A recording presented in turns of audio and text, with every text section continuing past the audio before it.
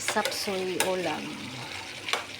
Pero unique ang sapsoy ko kasi broccoli na, yung katawan ng broccoli, tapos radish, tapos carrots, at saka repolyo. Wala kasi akong sayote.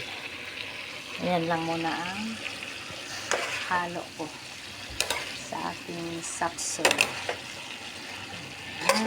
Pero wala siyang chicken. Ayaw ko haluan ng chicken. Gusto ko yung pure gulay lang.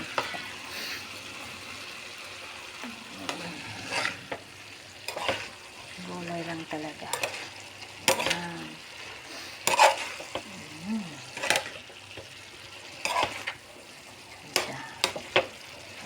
Ayan na ang ating sapsoy. Ay, sorry.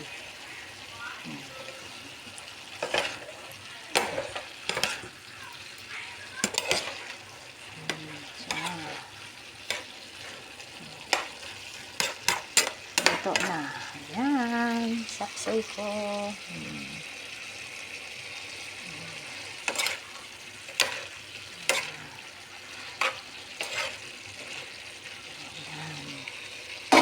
My sapsoy.